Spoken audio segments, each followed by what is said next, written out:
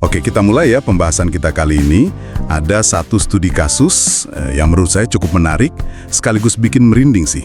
Ini tentang bayi baru lahir, usianya baru 7 hari, tapi dia mengalami kejang.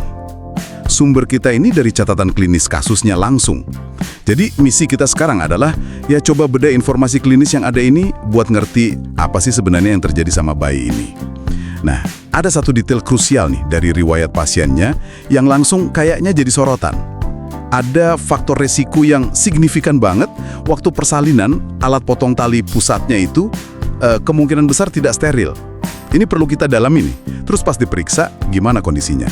Bayinya tampak sakit berat gitu ya, kesadarannya menurun, apatis. Suhunya juga 38,3 derajat Celcius. Udah demam ini. Denyut jantungnya 120 kali per menit, normal atau agak cepat itu. Dalam batas atas normal, tapi dikombinasikan gejala lain, ya menunjukkan ada sesuatu. Oke. Yang menarik lagi katanya tonus ototnya meningkat. Jadi kaku gitu ya. Tapi anehnya ubun-ubun besarnya nggak menonjol. Biasanya kan kalau ada apa-apa di kepala suka menonjol ya. Iya, tidak selalu menonjol memang, tergantung penyebabnya. Tapi di kasus ini ada gejala lain yang sangat-sangat khas. Ini dia. Mulut bayi tampak mencucu seperti ikan. Kaku gitu ya jadinya. Betul sekali. Mulut mencucu kayak ikan itu. Dengan semua temuan ini, pertanyaannya jadi, apa diagnosis yang paling mungkin ya? Nah ini menariknya. Kalau kita hubungkan titik-titiknya, riwayat persalinan yang tadi disebut tidak steril, pakai alat potong tali pusat itu nyambung banget sama gejala klinis yang kita lihat. Terutama kombinasi mulut mencucu, itu nama medisnya trismus. Ditambah lagi ada kejang atau spasme, dan peningkatan tonus otot, jadi kaku badannya, itu hipertonia. Pola ini udah sangat khas sekali. Jadi, trismus, spasme, hipertonia, itu trio klasiknya ya? Tepat, itu trias klasik namanya. Gabungan riwayat persalinan tadi sama trias klinis ini, diagnosis yang paling tepat dan hampir bisa dipastikan dalam kasus ini adalah tetanus neonatorum. Tetanus neonatorum.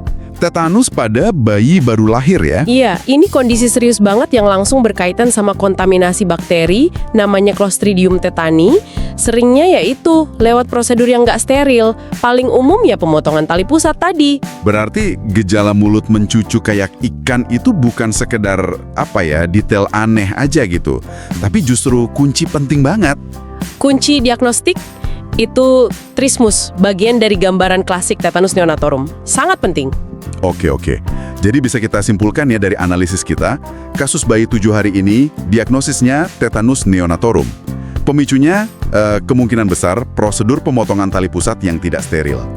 Dan ditandai gejala klasik, trismus atau mulut mencucu, kejang atau spasme, sama otot kaku atau hipertonia. Begitu ya? Betul sekali. Dan ini penting banget relevansinya buat kita semua, buat Anda yang mendengarkan. Kasus ini nunjukin secara nyata betapa krusialnya praktek persalinan yang bersih dan steril. Satu tindakan sederhana aja, kayak memastikan alatnya steril, itu bisa mencegah konsekuensi yang, ya ampun, berat banget kayak tetanus neonatorum ini. Ini benar-benar menyoroti standar perawatan dasar dalam kesehatan ibu dan anak yang nggak boleh diabaikan. Selain soal sterilitas alat potong tali pusat itu, ada lagi nggak sih langkah pencegahan lain yang sama pentingnya? Oh, tentu ada. Pencegahan tetanus neonatorum itu sifatnya berlapis ya, nggak cuma satu hal. Yang paling fundamental itu sebenarnya imunisasi. Imunisasi tetanus toksoid atau TT buat ibu hamil atau wanita usia subur. Antibodi dari ibu nanti akan melindungi bayinya di bulan-bulan awal kehidupannya. Itu penting banget. Jadi proteksi dari ibunya langsung ya? Iya, betul. Terus selain itu, perawatan tali pusat setelah lahir. Itu juga harus benar. Harus bersih, harus kering, pakai antiseptik yang memang direkomendasikan dokter atau bidan. Jangan malah ditutup pakai, ramuan tradisional atau bahan-bahan yang nggak jelas kebersihannya. Itu bisa jadi pintu masuk kuman juga. Oke, jadi nggak cuma soal alat saat lahir, tapi juga vaksinasi ibu dan perawatan setelah lahir ya? Lengkap.